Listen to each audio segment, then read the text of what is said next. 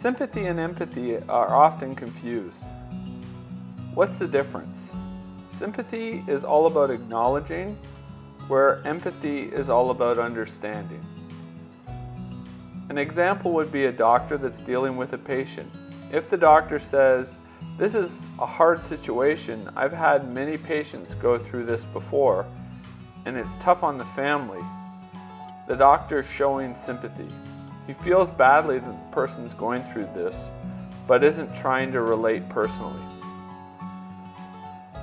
If in turn the doctor said, "I understand how hard this is. My father had this happen, and it was very hard on me and my family," then the doctor is showing empathy.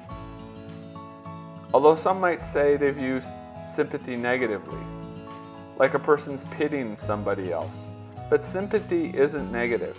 A person can sympathize and be sympathetic to another person, and it's anything but negative. An example would be when your friend loses an uncle.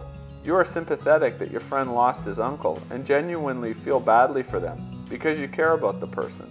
But empathy would be trying to understand their loss by feeling what losing an uncle might mean to them. Another clear difference to show between sympathy and empathy is where there are three friends. Ted, who is one of the friends and is afraid of heights.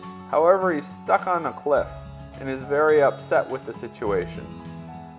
Susan gets onto the cliff and shows empathy by feeling what Ted is and sharing it with him. She's on the cliff with him.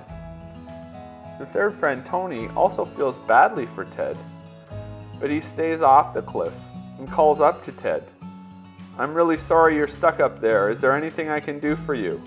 He cares about the situation and Ted, but he isn't trying to relate to Ted's feelings. He's being sympathetic. For someone to show empathy, a person must connect to someone by understanding their perspective. The person must recognize and feel the emotions without any judgment. It is a conscious choice because you have to connect with the person. But the real challenge for most of us is then not to try to make things better, but instead just listen, feel, and understand the person and what they're going through. So in the situation where someone is upset, they may say, "I lost my job."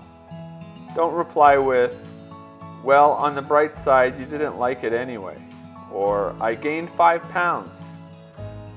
Don't reply with, "Well, on the bright side, you still look great." "I wrecked my car." "Well, on the bright side, you still have another car." Don't use "on the bright side." That's not showing empathy. That's just trying to make him feel better and not acknowledging his feelings and trying to understand them. Empathy doesn't try to fix, judge, or direct. It just means connecting, feeling, and understanding. Putting yourself in their shoes and feeling alongside the other person. Having empathy is a key to human relationships. As in order to relate, one must have empathy. If we can't feel, then we can't relate. And if we can't relate, then we certainly can't have a good relationship. Research suggests 98% of all people have some level of empathy, and the 2% that don't would include those with psychopathic tendencies. So we all have empathy. Some might have more empathy than others, but empathy can be developed by consciously trying to understand people for who they are, not what they are, actively trying to connect.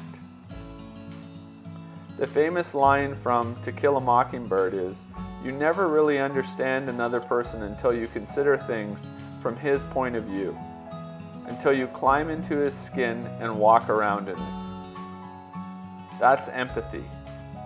So try to practice showing more empathy. Listen. Don't interrupt. Don't be distracted or distract. Don't judge. Don't try to fix. Don't hijack the conversation. Don't look on the bright side. Just listen, try to feel what the person might be feeling, and acknowledge them.